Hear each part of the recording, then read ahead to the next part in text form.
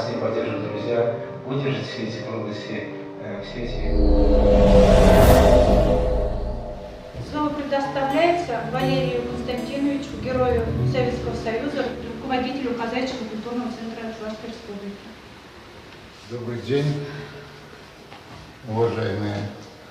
Спасибо, что хоть нас мало, но мы пришли почтить память великого ученого. Мы с Львом Пантелеймоновичем вместе состояли в Центральном Совете России Православной. И от Чувашии мы ездили на этот Центральный Совет, решали вопросы. И я видел, с какой он отеческой заботой заботился о том, чтобы и Центральный Совет России Православной принял решение о создании медали имени Яковлева. Чтобы вот эта награда была самой достойной наградой в нашей республике. Думаю, что все-таки это доведется до конца. И он всегда делал акцент на том, что любой нации, национальности, проживающей на территории Российской Федерации, без российского народа жить нельзя. Надо жить в дружбе, в совокупности и в братстве. Также подчеркивалось такая, что когда сейчас, мы 30 лет живем в новом государстве, о чем нужно задумываться всем, чтобы наш народ в России жил в дружбе, равенстве, братстве. Тогда, и люди будут довольны, и качество жизни улучшится. А это самое главное, когда люди будут жить в достатке и радости, когда они будут изучать свою культуру. Как сегодня, я помню, как сегодня это было, первую встречу с Львом Пантелеймоновичем, я никогда не думал, я всегда сравнивал, знал, слышал, что есть Лев Пантелеймонович, это легенда, ректор Чувашского государственного университета, общественный деятель, политический деятель, который очень многое сделал для чувашского народа, не только для чувашского, и для масштаба Российской Федерации, член Совета Федерации он был, член многих комитетов. И я всегда думал, где Лев Пантелеймонович и где я. Помню нашу первую встречу, это было в кабинете у министра культуры по делам национальности и архивного дела Константина Геннадьевича Яковлева, когда пригласили меня, Лев Пантелеймонович сидит, Константин Геннадьевич, и тогда он мне предложил, знали, что я военнослужащий запаса, и они пригласили меня на беседу, предложили должность директора Дома дружбы народов Чувашской Республики, так как, говорит, у нас Российская Федерация, была многонациональное государство, и вооруженные силы они были, как часть нашего общества многонационального, чтобы использовать свой опыт, скажем так, для сплочения народов, которые проживают в Чувашской Республике. Я согласился, конечно, поблагодарил за доверие, то, что мне оказали, за эту честь. И буквально, наверное, я был назначен в 2019 году, год с небольшим я поработал. И до того, как он внутри, как человек был, очень простой, очень было легко с ним работать, но у него очень много было проектов, планов. Я даже не могу, сейчас думаю, иногда задумываюсь, сколько же у него было проектов, он все проектами, планами он жил на будущее, во имя процветания народа. Он был настоящим патриотом, он болел этой темой, служить народу. Все вот проекты были направлены для сплочения, для повышения, скажем так, уровня чувашского народа.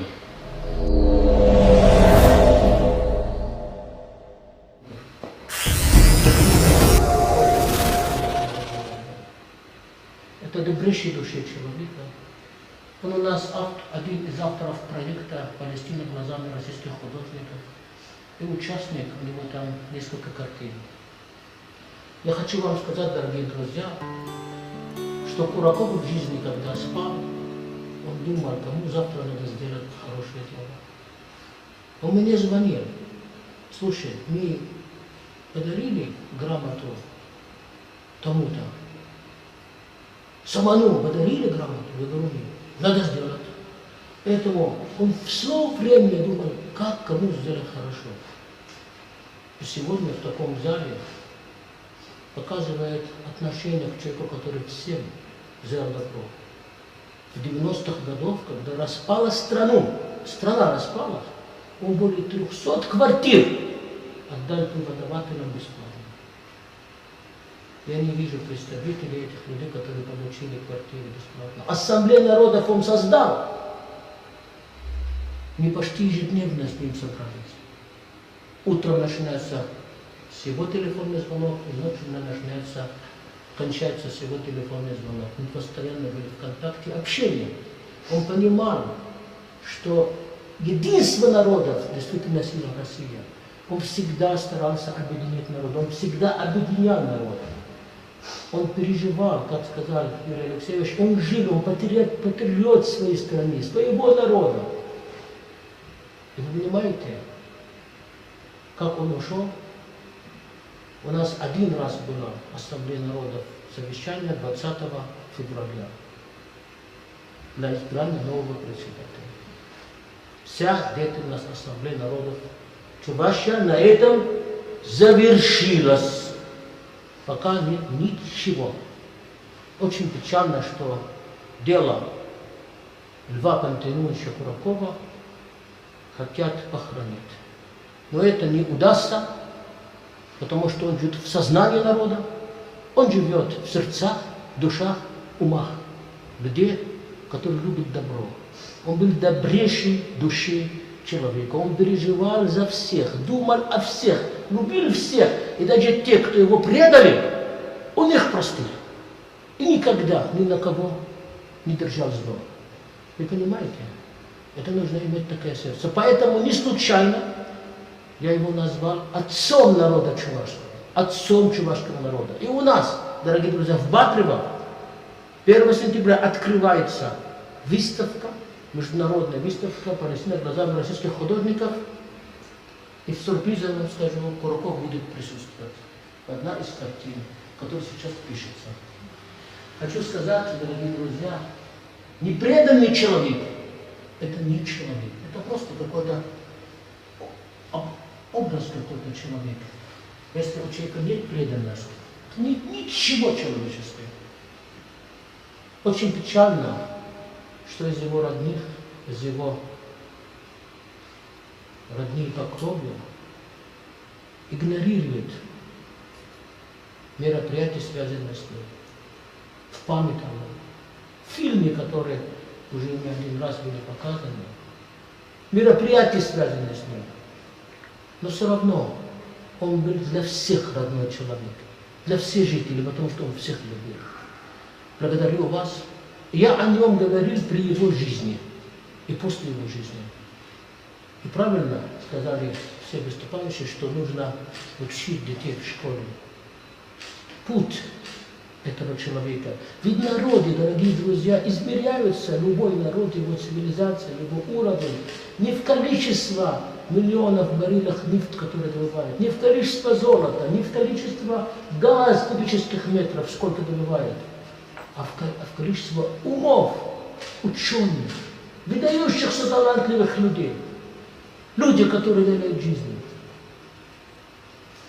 И когда в таком народе такой человек есть, я всегда вспоминаю, что Куба имела Фидель Кастро, Аргентина Че Гевара. как его, Палестина, Ясер Арафат, Венесуэла, Чавес и Чувашия, именно Кураков.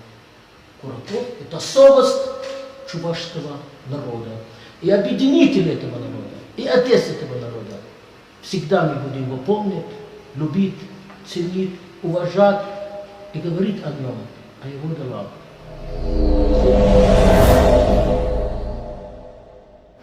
Доктор экономических наук, профессор, президент Академии наук Чувашской Республики Лев Пантелеймонович, в том числе преподавал политэкономию.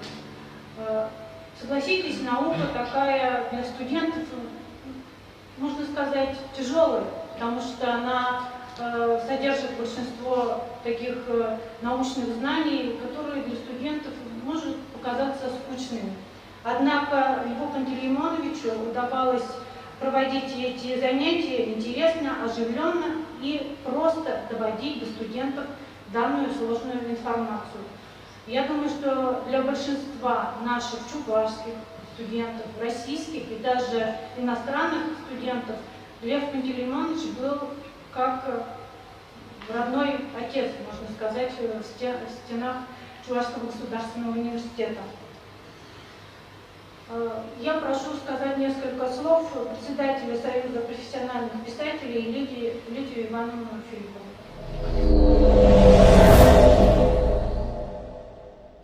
Прошло 8 месяцев. Как будто было вчера это все. Прощание, похороны. И знаете, вот даже спустя 8 месяцев уже не только я, не только наша команда, наше окружение поняли, что не хватает Льва Пантелеймоновича Куракова. Именно Куракова, со всеми его плюсами и минусами.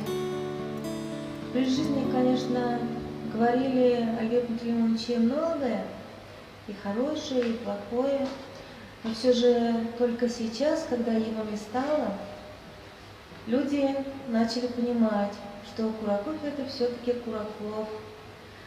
Кураков это человек дела, а не пустых обещаний. Я теперь вспоминаю, мы вспоминаем, как осенью 2020 года он как бы торопился жить, что ли, торопился претворить в жизнь все свои задумки. Представляете, поставил памятник Александру Сергеевичу Пушкину. Это удивительно. У нас в Чувашии в Алатыре только в парке, в городском парке есть маленький памятник, и все. А тут Пушкин появился в деревне Чувашские Ишаки. Какой дальновидный человек. Это, получается, он поставил памятник самому себе. На самом деле так, потому что с администрацией говорят, что туристический маршрут, они и Чувашские Ишаки туда включили, и Тарханы. После Пушкина, вот, кто был, Виктор, наверное, доктор Басян, помните, да, когда Пушкину памятник поставили, открыли, официальное открытие состоялось. Сидим, чай пьем, обсуждаем дальнейшие действия, а он подталкивает, храпит. Скульптор Кондрашкин, Николай Кондрашкин у нас есть в Ульяновске. Он торопит, давай, говорит, все, там через неделю, чтобы фундамент был в Тарханах, под памятник уже Алексею Кокелю. Я спрашиваю, а куда торопитесь? А куда торопите народ вообще? Дожди пошли, холодно на самом деле уже. Он говорит, нет, надо сделать. И представляете, сделали. Буквально через 10 дней уже памятник открыли, второй Алексею Кокелю в Тарханах. Еще хотел он памятник открыть Николаю Ашмарину. Представляете? Сейчас сколько говорят в интернете, орут, вот почему нет памятника Николаю Ашмарину, такому ученому, корифею тоже, да. Был бы Лев Пантелеймонович, он бы поставил, потому что он хотел на свои деньги, как и памятник Пушкину, как и памятник Алексею Кокелю. Ни у кого денег не спрашивал. Не просил проводить для него НИМЕ, чтобы поставили памятник этим выдающимся чувашам. Поэтому я еще раз глубоко убеждена, что, увы, больше не будет такого Куракова, конечно. Но правильно сегодня говорили и Валерий Константинович, и Юрий Алексеевич. Мы его не забудем. Он и сам не даст забыть о себе. Потому что столько проектов у него осталось, и вот эти проекты уже потихонечку начинают реализовываться.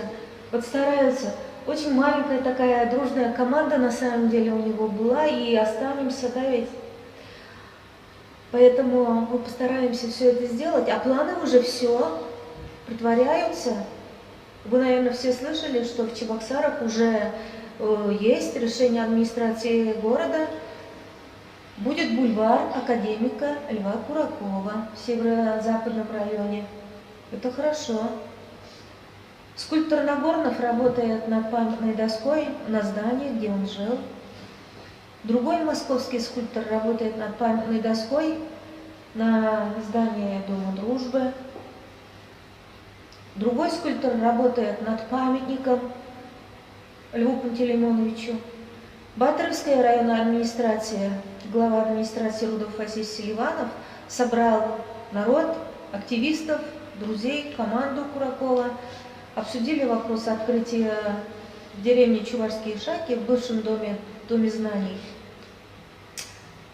дома усадьбы академика Льва Куракова. Видите, все-таки потихонечку протворяется все то, что думал Лев Пантелеймонович. Он, конечно, хотел еще в доме зданий, доме дружбы создать музей своеобразный такой, музей народов Чувашии. Ну, посмотрим, что будет. И со своей стороны мне приятно, вместе с супругой Льва Пантелеймоновича Альбиной Дмитриевной мы реализовали его последний, наверное, проект, который он начал, доделали мы. Это книга-мемуар «Эпоха разума, гуманизма и чести. Письма сыну» называется. Книга вышла с печати из ИПК Чувашия, тираж 1000 экземпляров. Мемуары, 15 писем. 15-е письмо – это место завещания единомышленникам, соратникам. Очень даже интересно. Вообще книга такая душевная получилась. Лев Пантелеймонович, конечно, все пишет открыто, но все-таки сам чиновник, сам во власти был, руководил республикой. Есть очень интересные моменты, есть герои, Федоров, Аблякимов, Шурчанов, там все. В общем, есть такие острые, спорные моменты, но он сказал оставить, и оставили в мемуарах. Поэтому скоро будет презентация этой книги. Валерий Константинович, я понимаю, вы были большими друзьями, вы были соратниками. И сегодняшний фильм, он не просто начал с вас. Поэтому я сегодня от его имени, наверное, от имени Альбины Дмитриевны, я вам вручаю эту книгу, первую вам дарю. Пожалуйста, ознакомьтесь. И мне кажется, он тоже был бы рад, что эта книга первым оказывается у вас. Спасибо. Ага, держите. И я не могу не подарить сегодня эту книгу. Вы откроете сразу, вот посмотрите. Внутри, конечно, это текст, но текст интересный. Это не монография, это мемуар, воспоминания, размышления. Интересно, вот смотрите. Передний форзац – портреты самого Льва Пантелеймоновича. Разные ракурсы. А в конце основные моменты его деятельности тут есть, конечно. Есть тут и Виктор Чугаров, и доктор Бассан, и Олег Самана. Поэтому я прекрасно помню, что и Виктор Чугаров, и Олег Самана были в команде Льва Пантелеймоновича Куракова. Поэтому я сегодня с удовольствием дарю вам от его имени, от имени Альбины Дмитриевны эту книгу. Доктор Бассан, Юрий Алексеевич уже получили. В библиотеке получили. Эту книгу мы 26 экземпляров принесли, как только книга вышла из печати, Роза Михайловна, Галина Михайловна. Поэтому фильм отличный. Друзья единомышленники были у него хорошие, хоть и мало, но друзей много не бывает. Поэтому мы его никогда не забудем. А это вам, Олег Самонов, Олег Владимирович. Спасибо. И Виктор. Спасибо сегодняшним организаторам, спасибо, что позвали, пригласили, что в интернете такое оповещение пошло. Но надеюсь, в следующий раз мы все-таки соберемся уже в более большом количестве, я думаю. Спасибо.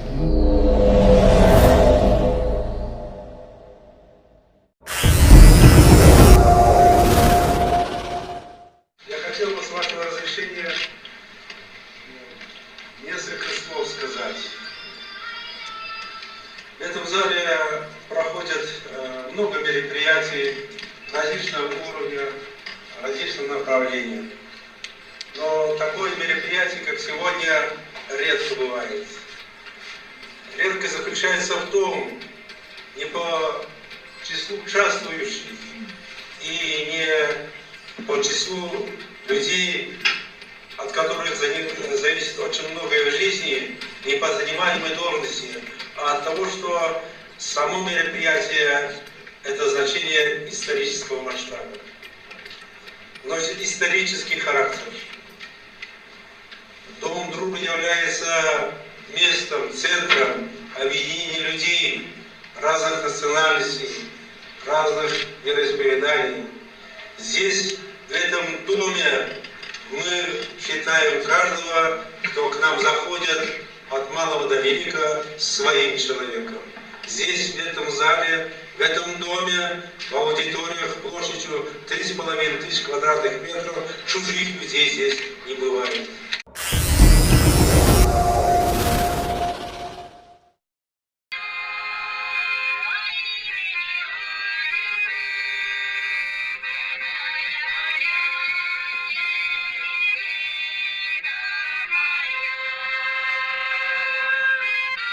Какое сегодня событие не по приказу, а по велению сердца и души. В России живут талантливейшие люди, умнейшие люди.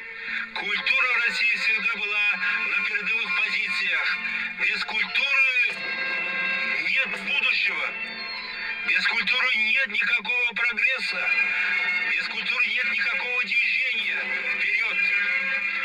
Только культура. И во время Великой Отечественной войны на фронтах, когда было тяжелейшее положение, выступали наши великие поэты, артисты. Они вдохновляли воинов на великие подвиги. Они за наше счастье шли на смерть.